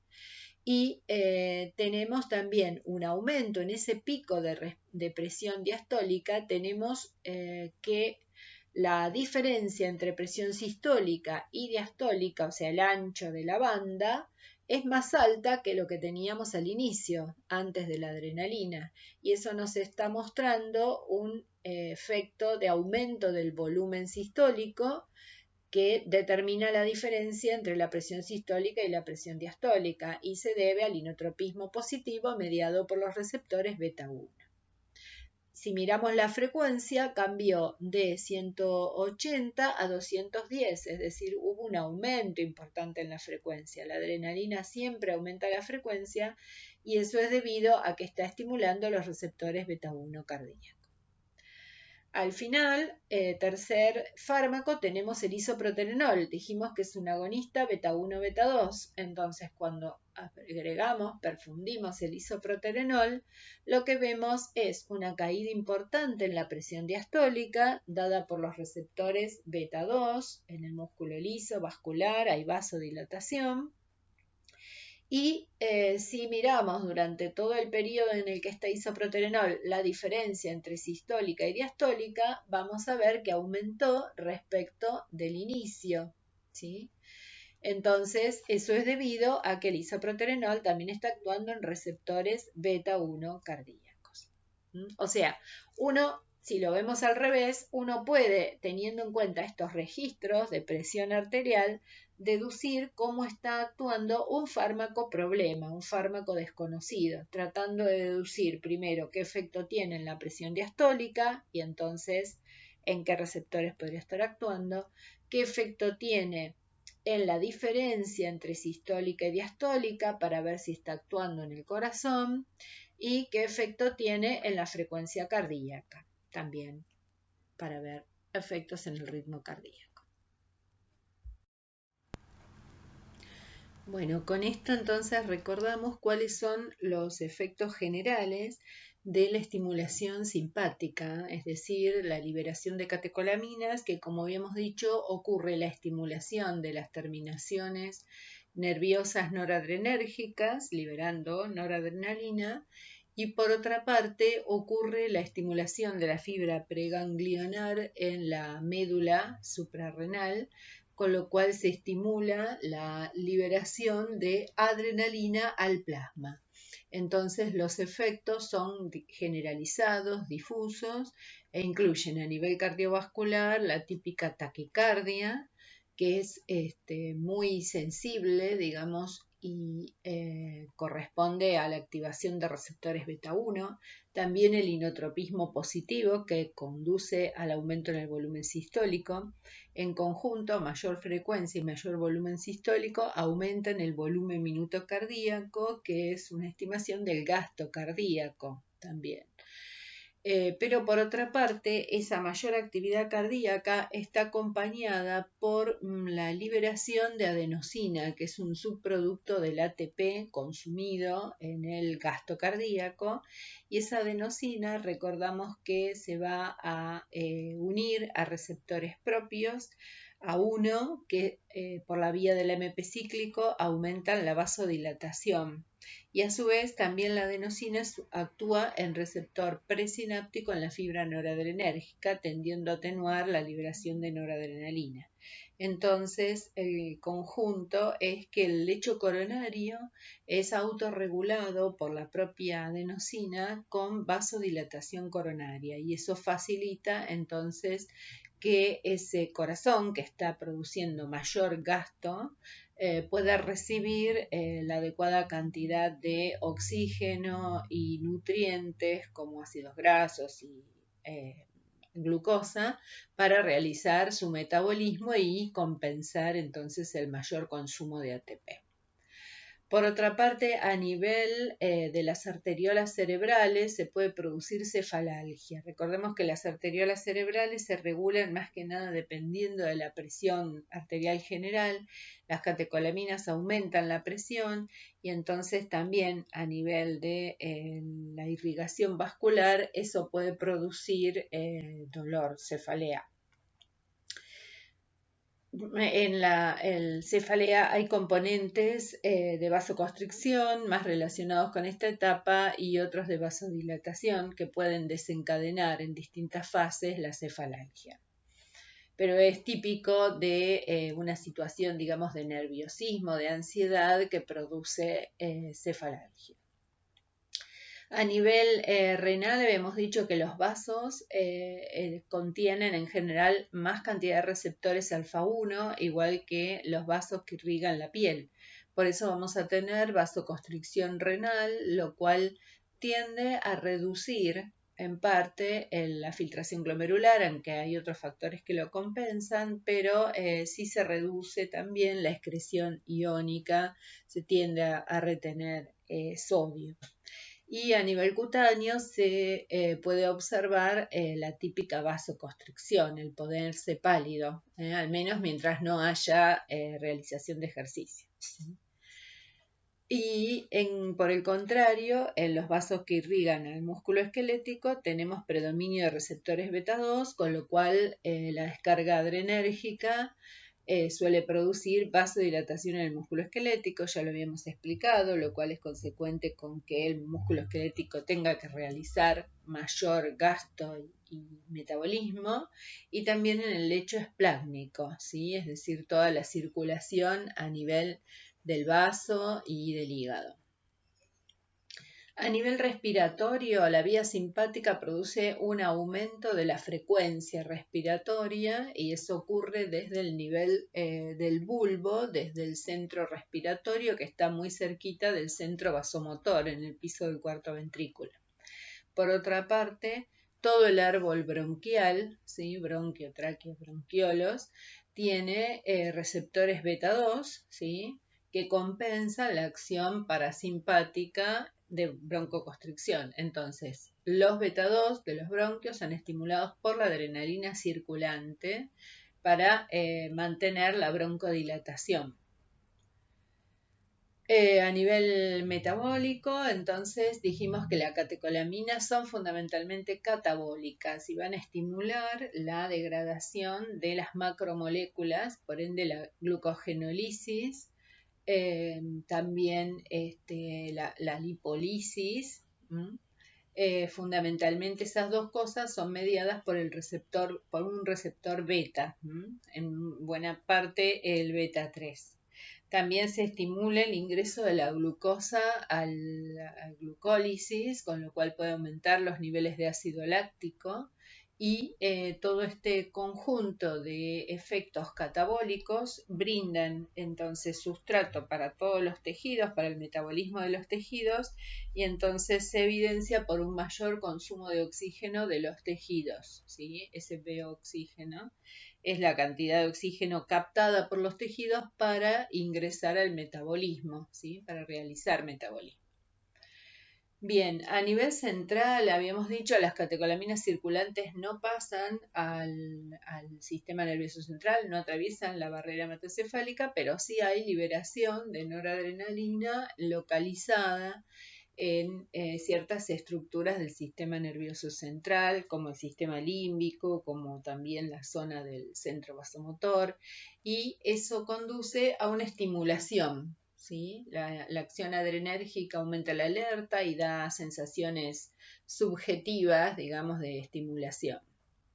Y a nivel gastrointestinal habíamos dicho que el parasimpático que el simpático antagoniza las acciones estimulantes del peristaltismo del parasimpático, ¿sí? O sea, el simpático reduce en general las funciones del peristaltismo, tanto por la presencia del alfa-2 presináptico a las fibras del parasimpático, como del beta 2 en el efector, es decir, en el músculo liso, ya sea en el intestino, en la vejiga, en el útero. Bien, me está faltando alguna otra víscera, todas las vísceras.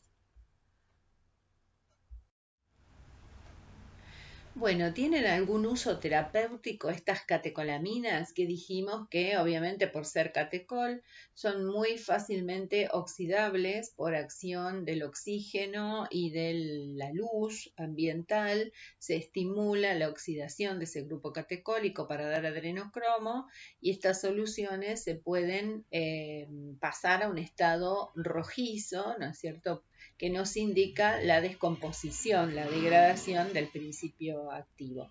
Pero sí, son muy utilizadas a nivel hospitalario, digamos, como soluciones, obviamente contenidas en un envase oscuro, o por lo menos color caramelo, para evitar la acción de la luz ultravioleta y a su vez protegidos de la oxidación, ¿sí? Entonces, bueno, ¿qué uso van a tener? Como inyectable, la adrenalina, por ejemplo, va a ser una herramienta muy, muy importante a nivel de salas de terapia intensiva, coronarias, etcétera, como un estimulador cardiovascular. En todas salas de cirugía tiene que haber adrenalina, porque ante una intervención en donde pueda haber un paro cardíaco, la administración inyectable de adrenalina puede recuperar al paciente. Por otra parte, la otra situación en la cual se puede utilizar adrenalina es en el shock anafiláctico. Recordemos que es una reacción de hipersensibilidad de tipo 1 muy grave, en la cual ocurre por una reacción alérgica el cierre de la vía aérea, ¿no es cierto? Un broncoespasmo muy, muy importante que en cuestión de minutos puede producir digamos que el paciente se ahogue y fallezca. Entonces, ante un shock anafiláctico, adrenalina es el mejor tratamiento, ¿sí? Porque es un broncodilatador muy, muy importante a nivel de los receptores beta 2 que están en el bronquio. Tendría que ser inyectable, en general se utiliza para eso la vía subcutánea, porque el paciente es ambulatorio. Y bueno, el riesgo, digamos, es la acción cardiovascular, ¿no es cierto? Entonces, una intervención a veces difícil de tener a mano, con lo cual en muchos casos, en vez de la adrenalina, se usa un corticoide, pero la velocidad de acción no es la misma, siempre la adrenalina es mejor.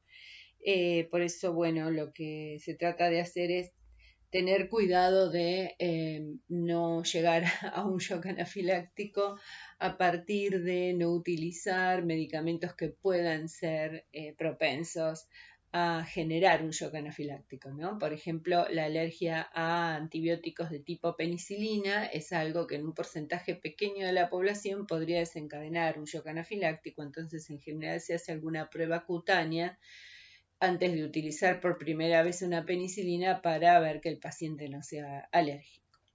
Bueno, también podría utilizarse en inhalación, en un broncoespasmo, digamos, más moderado, pero eso se puede utilizar siempre y cuando todavía la vía aérea, digamos, esté activa, o sea, no en una condición tan drástica como la anafilaxia. Bien, el otro uso podría ser en odontología como un vasoconstrictor potente para limitar una hemorragia. Para ello también podría usarse noradrenalina, ¿sí? La noradrenalina también se suele agregar como un coadyuvante en una anestesia. Así que los preparados odontológicos de un anestésico, las soluciones, suelen ya tener incluida noradrenalina o fenilefrina, digamos un vasoconstrictor importante. ¿Y cuál es el fundamento? Que al aplicar ese anestésico, obviamente la anestesia va a durar el tiempo que tarde en difundir el anestésico del sitio de aplicación, ¿sí? En odontología, imagínense, cerca de un tronco nervioso. Entonces, si se produce también vasoconstricción en la zona, va a tardar más en difundir a través de las arteriolas ese anestésico y entonces el efecto de eso es que se prolonga la anestesia. Otro medicamento es el isoproterenol, que habíamos dicho que es una catecolamina de síntesis, ¿sí? El uso, entonces, es, digamos, su selectividad es agonista beta, beta 1 y beta 2, no tiene acción vasoconstrictora, sino vasodilatadora. Entonces también puede ser útil en inhalación en un broncoespasmo y a nivel de la emergencia hospitalaria como un estimulante cardíaco, ¿sí? Por su acción agonista beta 1 en situaciones de paro o de disminución, dijimos, del importante de la frecuencia cardíaca. Y después vamos a ver a dopamina, que es agonista tanto de sus propios receptores de 1 y de 2 como del receptor beta 1 y vamos a ver que se puede utilizar para el tratamiento del shock cardiogénico en las siguientes filminas. Si comparamos las acciones entre ellas, recordemos lo que vimos anteriormente, ¿no es cierto? Hay respuestas en la frecuencia que son diferentes, ¿sí? Adrenalina aumenta por sí misma la frecuencia cardíaca, Noradrenalina, al dar una vasoconstricción, no tiene efecto en la frecuencia directa, pero sí va a haber una bradicardia refleja. Y el isoproterenol, que es muy buen estimulante cardíaco, produce más taquicardia que inotropismo positivo, entonces, bueno, requiere ciertos cuidados en la administración. El otro detalle también es que hay diferentes diluciones de inyectables para la vía intravenosa que para la vía subcutánea, obviamente, entonces no deben, y para la inhalante, no deben mezclarse entre sí porque puede ser catastrófico el resultado de usar una dosis inhalante por la vía intravenosa. Como dijimos anteriormente, la dopamina puede ser utilizada para el tratamiento del shock cardiogénico. Recordemos qué es el shock cardiogénico. Es una situación en la cual hay una alteración del funcionamiento cardíaco y de la perfusión adecuada, arterial, de los distintos tejidos que conlleva una hipotensión muy marcada, como dijimos, alteración del funcionamiento cardíaco y renal. ¿Cuándo se va a producir? Por ejemplo, cuando el paciente haya tenido una hemorragia muy importante, lo cual conduce a una hipovolemia, ¿sí? Eso entonces reduce la presión de fin de diástole, con el cual el corazón va a tener menor volumen sistólico, menor contractilidad, y por otro lado también va a disminuir la presión arterial, tanto que la presión de perfusión de la arteriola aferente en el riñón también se va a ver afectada, y ese riñón va a tener menor filtración glomerular, ¿sí? Es decir, hay una disminución del funcionamiento cardíaco y renal. No solo eso ocurre por hemorragia, sino también que podría ocurrir por una deshidratación muy intensa que también conduce a pérdida de la volemia, o por problemas de una hipotensión generalizada, por ejemplo, por toxinas en una infección de sepsis generalizada. También podría ocurrir por una vasodilatación muy intensa producida por una descarga de histamina, que va a desencadenarse ante un shock anafiláctico, una reacción de hipersensibilidad grave. Recordemos que la histamina actúa directamente en los receptores H1 del endotelio, produciendo la liberación de óxido nítrico y por lo cual produce una vasodilatación muy intensa, ¿sí? Y después podría ser también consecuencia de un problema mismo originado a nivel cardíaco, como el infarto, la angina de pecho o angor, algún tipo de fibrilación que produce disminución de la función de bomba cardíaca, o embolias, ¿no es cierto?, problemas de coagulación, problemas de disminución del el calibre de la luz de algunas arterias, como estenosis, etc. Bueno, entonces hay que corregir esos dos puntos, el corazón y el riñón. Entonces se va a utilizar fármacos como por ejemplo las catecolaminas o inotrópicos positivos, ¿no es cierto?, que puedan mejorar el volumen sistólico, sin aumentar demasiado la frecuencia, porque eso aumentaría demasiado el gasto cardíaco. O sea, lo ideal es reduciendo la frecuencia o manteniéndola relativamente constante. Y por otro lado, se necesita también que al mismo tiempo el riñón sea estimulado, es decir, aumente el flujo sanguíneo a nivel renal y aumente con ello la filtración glomerular, ¿sí? Recordemos que la filtración glomerular va a depender por un lado de la presión arterial sistémica y por el otro del tono de la arteriola aferente. Tiene que haber cierta vasodilatación de la arteriola aferente para facilitar la filtración glomerular, manteniendo la presión arterial. Si la presión es muy baja, como en el shock cardiogénico, se reduce el impulso de filtración glomerular, y si hay una vasoconstricción en la arteriola aferente, también va a llegar menor flujo sanguíneo y entonces eso reduce la filtración glomerular, ¿sí? Además, después hay que corregir la presión arterial, porque si en este shock se producía una hipotensión muy marcada, eso va en contra de corregir la función renal y la función cardíaca. Es decir, son los tres elementos: mejorar el inotropismo cardíaco, mejorar la filtración glomerular y normalizar la hipotensión. Como vemos en esta filmina, la corrección del shock cardiogénico puede ser realizada en buena medida por la dopamina, ¿sí? La dopamina tiene una particularidad de actuar en tres tipos diferentes de receptores dependiendo de la dosis. Entonces, el gráfico que tenemos hacia la izquierda es una curva dosis-respuesta, ¿sí?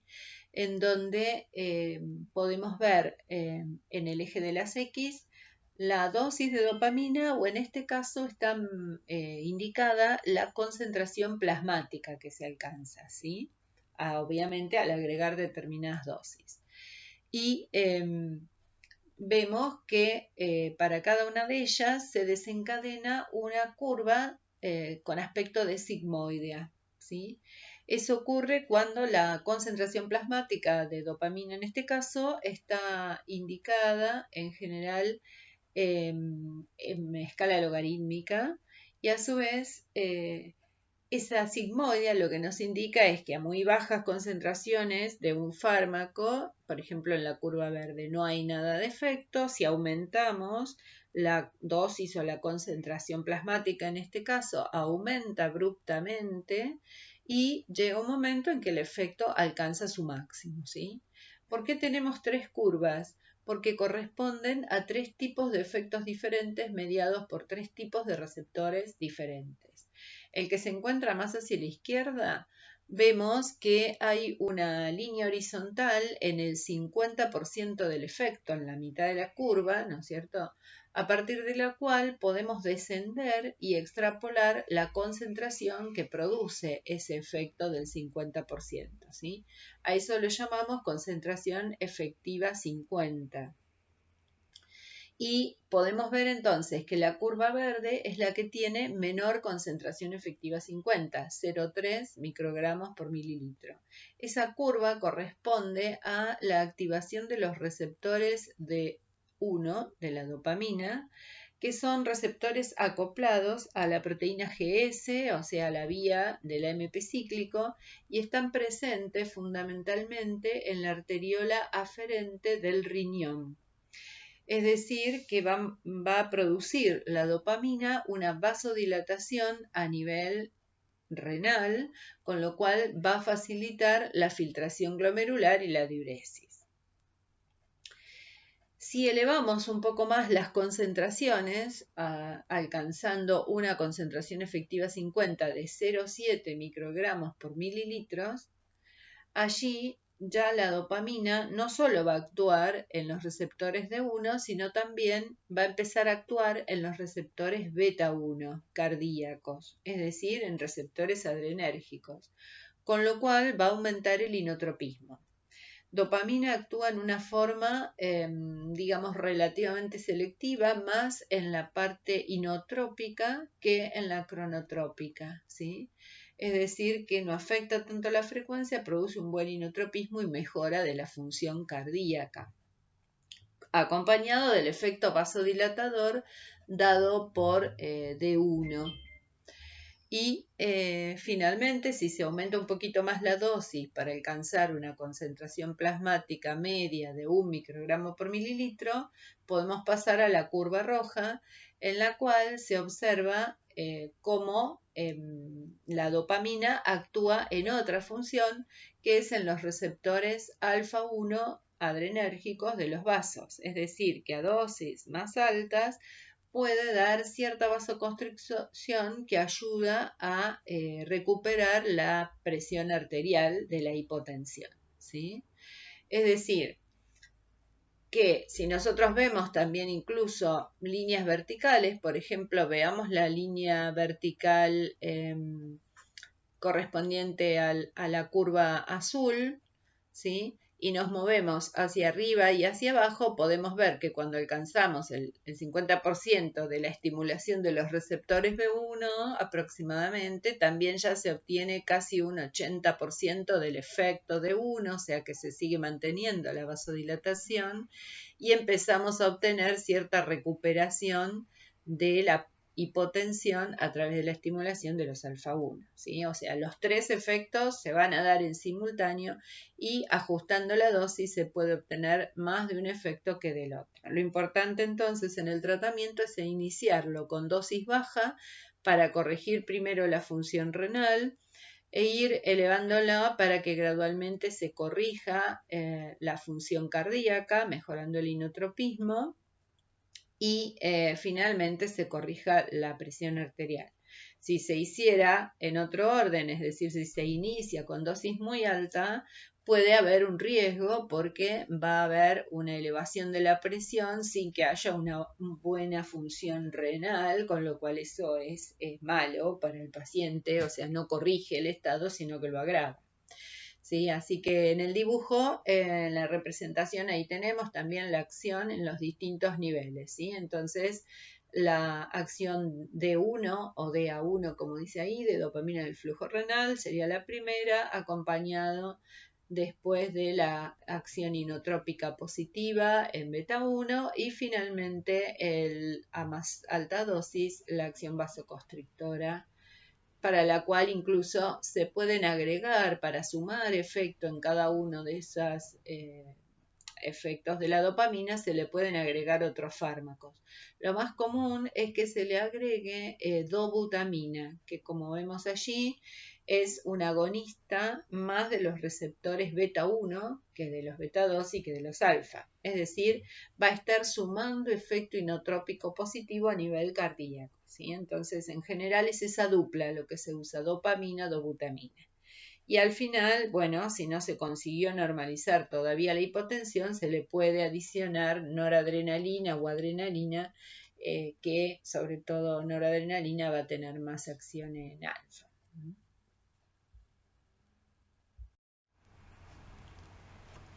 Aquí vemos detalles de la posología, entonces, ¿sí? Cómo la dopamina se prepara para administrar por vía intravenosa en un medio de un suero dextrosado, o sea, de glucosa al 5%, cómo actúan los distintos tipos de receptores.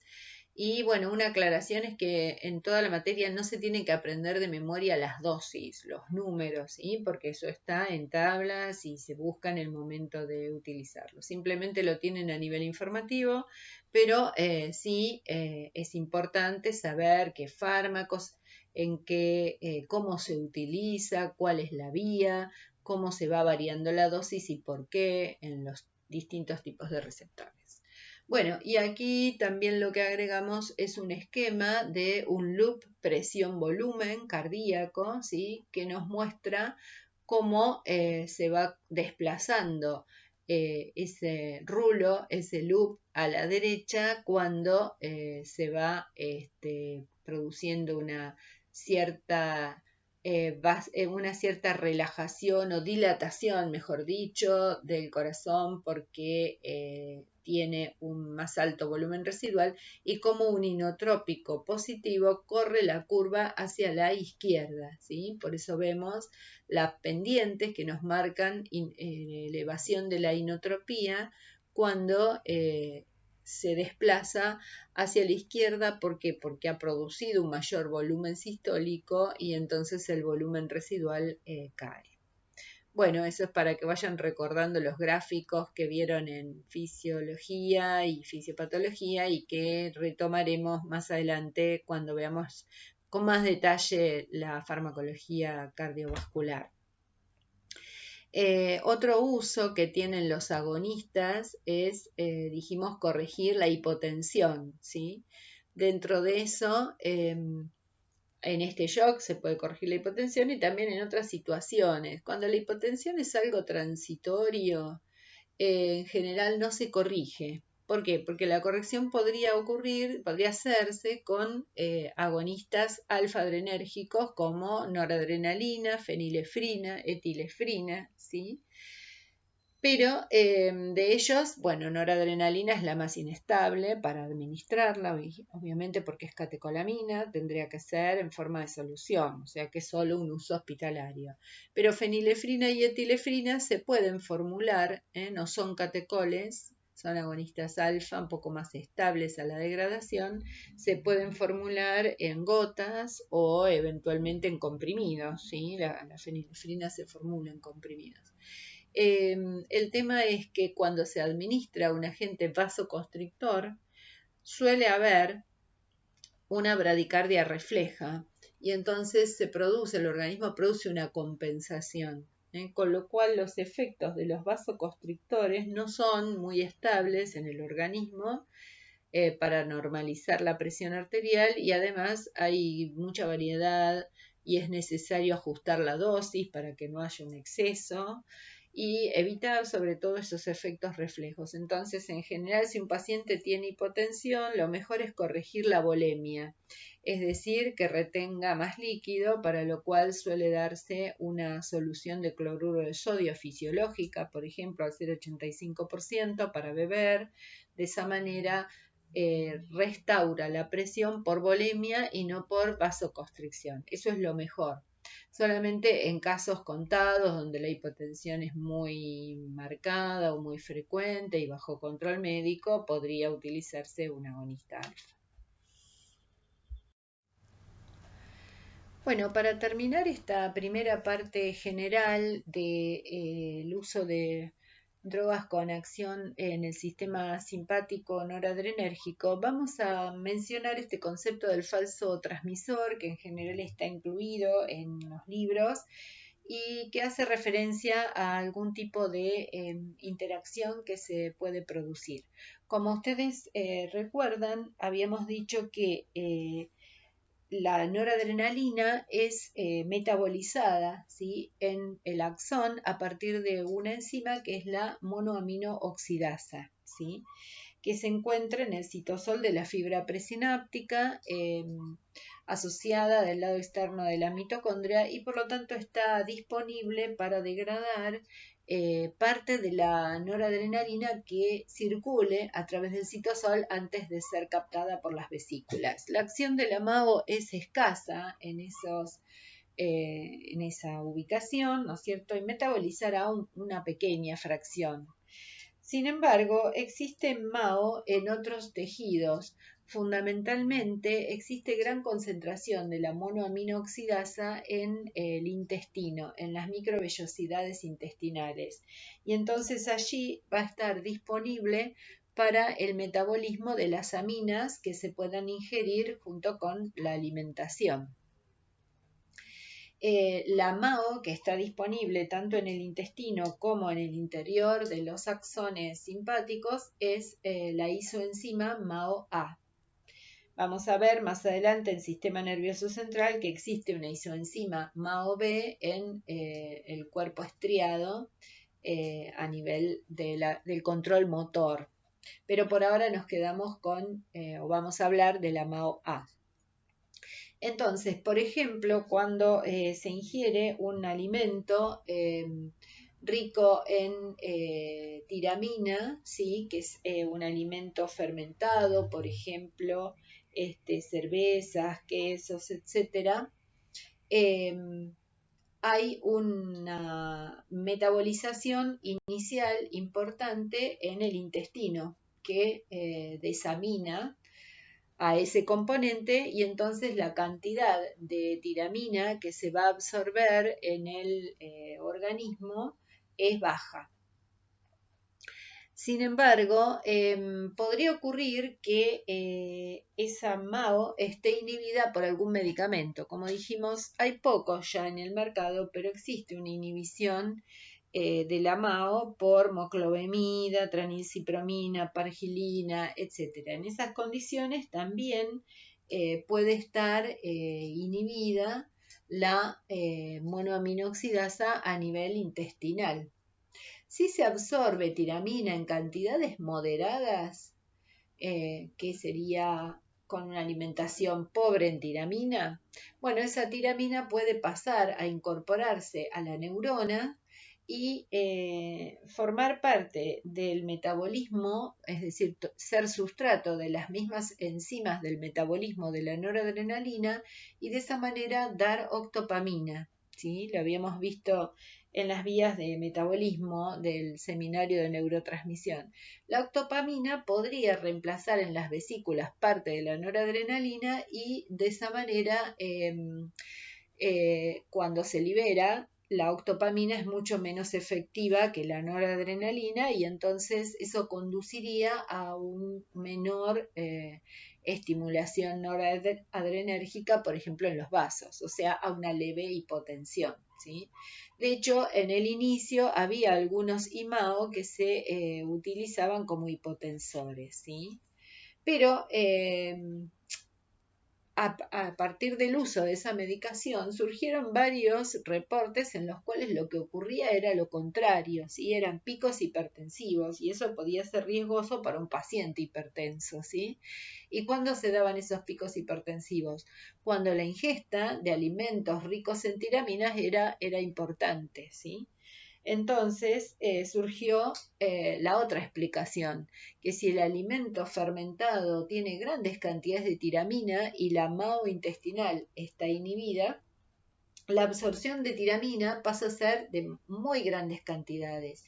Y la tiramina, como ustedes recuerdan, es una amina de acción indirecta.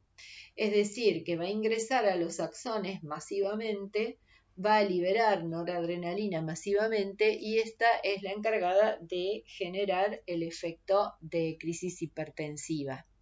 Es decir, que fundamentalmente eso es lo que se lo llama efecto queso o efecto cerveza. De muchos de los pacientes hipertensos deben cuidarse de no ingerir grandes cantidades de esos alimentos, al menos en una única situación, porque si tienen alguna inhibición del AMAO puede aparecer un riesgo hipertensivo. Digamos, es una reacción que está en todos los libros y que se les advierte en general a los pacientes hipertensos o a aquellos que están tratados con un antidepresivo de tipo IMAO y tiene que ver un poco con estas vías metabólicas de la noradrenalina.